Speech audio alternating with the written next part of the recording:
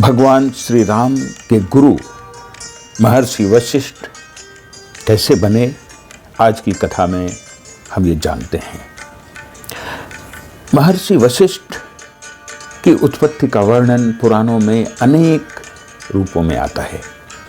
ये कहीं ब्रह्मा के मानस पुत्र कहे गए हैं, कहीं आग्नेय पुत्र कहे गए हैं और कहीं मित्रा वरुण के पुत्र कहे गए हैं। तो कल्प भेद से ये सभी बातें ठीक हैं। ब्रह्म शक्ति के मूर्तिमान स्वरूप तपोनिष्ठ महर्षि वशिष्ठ के चरित्र से हमारे धर्मशास्त्र, इतिहास और पुराण भरे पड़े हैं। इनकी पत्नी अरुंधति जी हैं,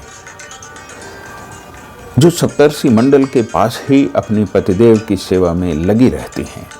महर्षि वशिष्ठ के पिता ब्रह्मा जी ने इन्हें भूमंडल पर सृष्टि करने की और सूर्यवंशी राजाओं का पौरोहित्य करने की आज्ञा की।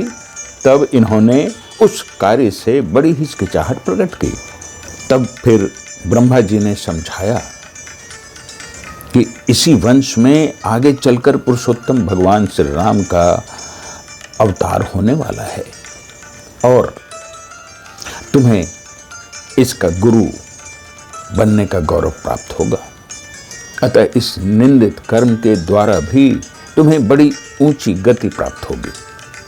तब जाकर कहीं इन्होंने भूमंडल पर आना स्वीकार किया। यहां आकर इन्होंने हमेशा अपने को लोगों के जन कल्याण कार्यों में लगाए रखा।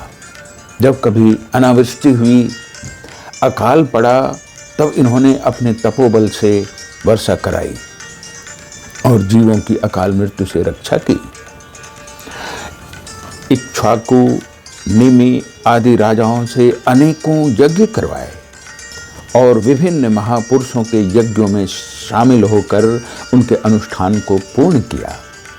जब अपने पूर्वजों के असफल हो जाने के कारण गंगा को लाने से भगीरथ को निराशा हुई, तब इन्होंने उन्हें प्रोत्साहन देकर मंत्र बतलाया और इन्हीं के उपदेश के बल पर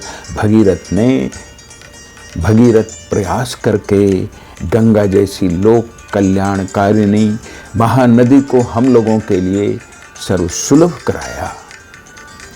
ये महर्षि वशिष्ठ का हम भूमंडल वासियों को एक बहुत बड़ा वरदान है।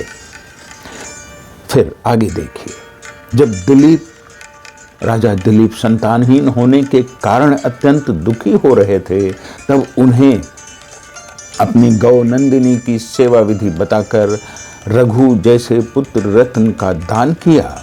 इतना ही नहीं, राजा दशरथ की निराशा में आशा का संचार करने वाले यही महर्षि वशिष्ठ थे। इन्हीं की सम्मति से उत्कृष्ट यज्ञ हुआ और फलस्वरूप भगवान श्री राम का अवतार हुआ। भगवान श्री राम को शिष्य रूप में पाकर महर्षि वशिष्ठ ने अपना पुरोहित जीवन सफल किया और जो गौरव प्राप्त किया वो अवर्णनीय है।